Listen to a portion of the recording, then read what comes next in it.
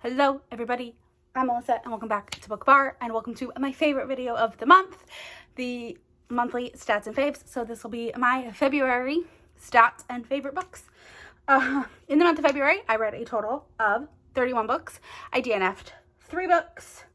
I don't remember what it was, the breakdown. I forgot to write down the breakdown, but I read some. I have a mid-month wrap-up that I'll link up here, and then I also have an end-of-month wrap-up that I will link up here, where I talk about the books that I read. I think it was 16 and 15 is how it broke down.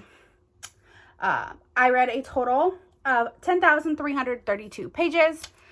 I had an average pages per day of 369, an average page per book of 333. My average rating was 4.18 stars, which for a while there, it was looking real low. But I had some really solid books at the end of the month that bumped it up. My genre breakdown is I had 27 romance books that I read, 1 fantasy sci-fi, 2 mystery thriller horror, and 1 nonfiction. I read, and then my genre breakdown of romance, I read 10 contemporary romances, 4 fantasy and paranormal romances, 4 sports romances, 4 small town romances, 2 historical romances, 1 holiday romance novella, 1 short story romance novella, I can speak, and 1 dark romance. I listened to 17 books on audio. I read 1 physical book, 11 ebooks, and 2 books were mixed media, so I read it and listened along. I had a breakdown of, I read 16 that were backlist titles, 9 books that came out last year, and 6 releases that came out in 2023, which is really high for me. Like, especially just in January, like, that's really high for me. My star breakdown is I had 10 5-star reads, 6 4.5-star reads, 6 4-star reads, 5 3.5-star reads, 2 3 stars, and 2 2.5 stars, which I don't love that number, but that's okay. I had 15 new to me authors, and 24 were indie / self-pub books, so more than half, which is what I like. I want most of my books to be indie self-pub. A lot of my non-indie self-pub are generally going to be like my historicals. It's kind of how I want it to be, although there are some indie historicals that I love. And I mean, technically, Entangled Publishing could count as like an indie publishing company because they're not one of the big 5, but they're still like a named publisher. So, yes. Now, for the best part, the part you all care about, the part you all want to know about, my 5 favorites. This month I have 3 honorable mentions because actually 2 rereads ended up being higher number, and then 1 was like more of like a nostalgia, like I just needed to rate it high book. So my 3 honorable mentions are Out of Bounds by Lucia Franco. It's just kind of like the companion novel, little excerpts of the Off Balance series. I loved the Off Balance series. That was one of my favorite books those 5 books were like a favorite last month. So I just kind of added, and then I read that one this month, and it wasn't necessarily like, it wouldn't be a book that would stand up on its own, of course. And so I wouldn't want to put it in like a stats and faves list, but it was fantastic. And if you've read the book, like read the series, completed the series, you'll love that. And then, of course, I have my reread of A Court of Silver Flames. I think this actually ended up being my highest rated book this month. Well, this and Ghosted by JM Darhower, which I have, but I forgot to grab it. But those are my 2 honorable mentions. Those are both rereads, so they don't necessarily count. Then for my actual top 5, at number 5, we have Powerless by Elsie Silver. This is the 3rd book in her Chestnut Spring series. This is Jasper and Sloane. It was my most anticipated release of 2023. Now Reckless is my most anticipated release of 2023. And then whatever the 3rd book comes out, I think it's Hopeless is what it's called. That one will be my most anticipated release after this one. No, after Reckless comes out. This is Jasper and Sloane's story.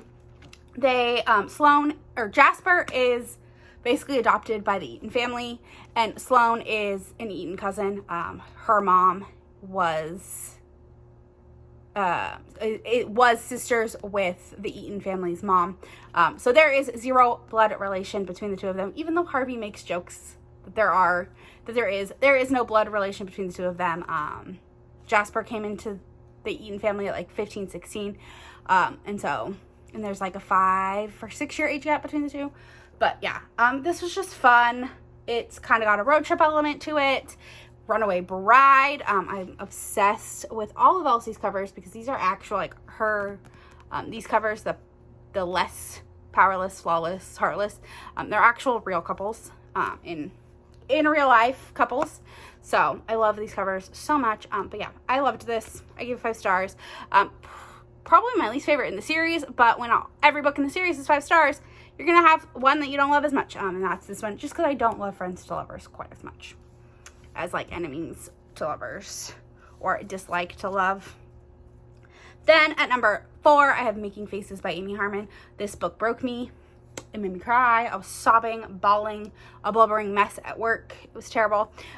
It's not fully a romance book, but it has enough of a romance in it to make it romance. But like I wouldn't necessarily call it a romance book, but it does have an HEA, so do know that. But it has a lot of really hard-hitting topics. There's a lot of things that happen. It's a scarred hero.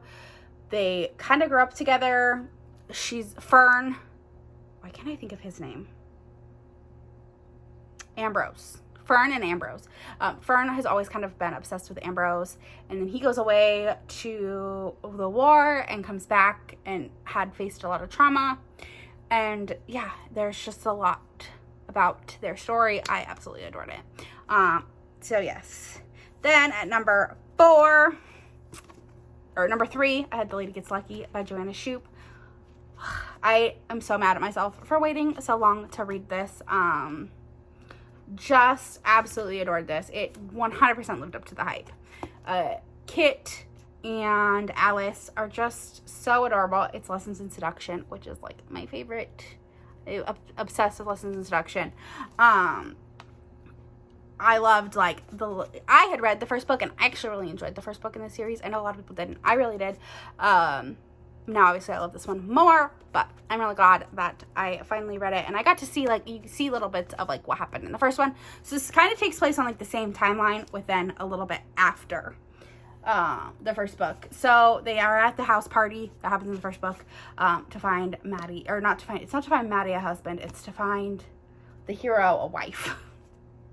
And Alice goes, she fully knows that she's not going to marry him, but she meets Kit, and Kit needs a chef to help with his supper club that he's planning on running and owning, and he really wants the chef at the hotel that Alice stays at to be his chef, and he says no. But Alice has kind of apprenticed under the chef. She knows all his recipes. She's done it. She's really interested in cooking and things, and so she offers to help him as long as he gives her lessons in seduction.